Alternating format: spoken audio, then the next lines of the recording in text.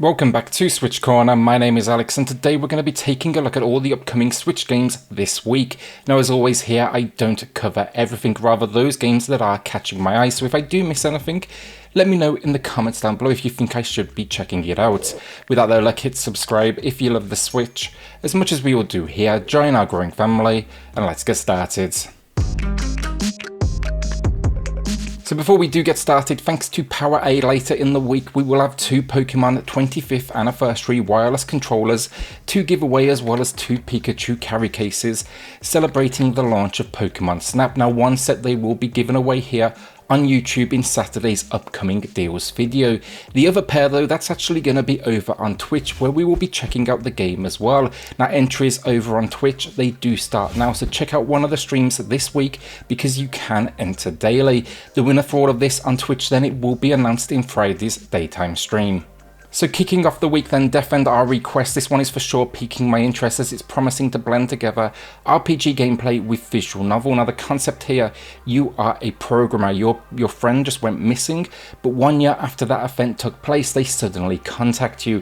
It turns out they are trapped in the code of a game, and now you must work to beat this game to help them escape as you're jumping between real world and virtual. It sounds great as concepts go, honestly, and it's out on other platforms already, where it does average 71% on Metacritic, which is absolutely solid.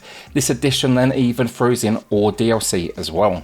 GRISAIA Phantom Trigger 1 through 5 now, not for me personally this one, but it bundles together the 5 entries of this visual novel and it saves you a grand total of $5. For sure not the biggest of savings, but if the idea of a mature tale around a military school sounds like your thing, maybe give this one a shot. Also just know it seems there's no choices at all in this one, it is purely reading with no kind of multiple paths to discover, no real involvement from you at all.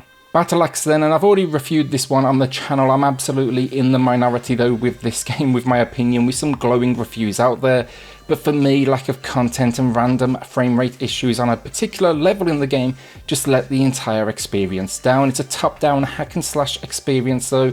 It reminds me of, I think, Golden Axe meets Zombies Ate My Neighbours. It's never a bad thing, honestly, but hopefully they can now patch it up and get things stable at least for performance. I will say though, like, the graphics, the music, absolutely stunning. A quick shout out then to a release from last week, Red Deer Games. They were kind enough to sponsor my deals video from last week. Wanted to give them just one quick shout out with Little Mouse's Encyclopedia again though. Now if you have little ones running around the house or you're simply young at heart, this one, it's an exploration adventure as you wander these different habitats and you discover the local wildlife and plant life.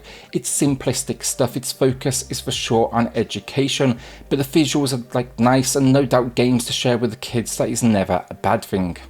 Space Warrior then is a super budget option, but it's a shmup and I always take a look at the genre. It looks like it started life over on iOS and Android as a free to play with, you know, ads, microtransactions. Now we're getting a budget release on the Switch, kind of just removing all that junk. For the price though, I honestly don't think this one looks too bad, and they sweeten the deal here with a launch discount of 30% off. I'll probably grab this honestly with gold coins, but just know it's definitely a risky purchase. Fly Together then, it comes from the same team as Conduct Together, an underappreciated gem on the Switch, but here we're shifting things to the sky and we're taking on the role of air traffic control. This one, its focus is for sure on multiplayer, supporting up to 8 players, but you can also play solo as well, and you basically need to draw flight paths and avoid in-air collisions. Of course, the further you get though, the harder it gets, but I used to play a flash game back in the day at school where you would draw lines to land aircrafts. I've no idea what it was called, but I'm for sure feeling the nostalgia. Before I forget then, is another one I wanted to give a quick mention to. It's a somber walking sim meets investigation. The few reviews out there, they are very good as this tackles themes of dementia and what happens when you can't hold on to the things you've done or the people you love. No doubt this is going to be deep stuff and not for everyone, but yeah, like, opinions are high for what is a 60-minute experience that you're going to wrap up in a single sitting. Legendre Keepers now then, and this looks interesting as it blends together roguelite and what it describes as dungeon management. If you're fed up of being the hero, you know, trying to survive the dungeon to get through it, well here you're the dungeon master on the defense. Why? So you can climb the corporate ladder of Dungeons Company. With each failure though, you will carry over things like bonuses, XP just to improve your skills, and then the rest, it's a whole lot of turn-based combat. I really like the look of this one though, and I'm sure fans of games like, I think Darkest Dungeon might be curious too. Castaway Paradise now, and I can't say I'm hopeful on this one, but it's launching this week with a 20% launch discount, and it released elsewhere with mostly what I'd call okay reviews, 66% on Metacritic, but that was also 7 years ago, and I feel life sims since then they've come a long way, especially on the Switch where competition is just so high. Now no doubt a relaxed game, that's kind of the vibe you go for with these. You'll be on your own island, you'll be able to decorate, dress up, collect insects, grow crops, help your neighbours. Again though, I'm not sure it's got much chance against, things like Animal Crossing, Stardew, and the recent Littlewood. Ultimate Custom Night then is the 7th installment in Five Nights at Freddy's, and from what I'm seeing, rave reviews on this one. There's 24,000 reviews on Steam, the average is 10 out of 10. This one though, it basically gives you the freedom to create your own scenario with 50 characters to choose from and then custom difficulties. On top of this then though, a fair few unlockables to find and 16 themed challenges. It also seems you now have new tools to defend yourself as well. Our penultimate game of the week then, and this is probably the big one for me personally, R-Type Final 2 from NIS America.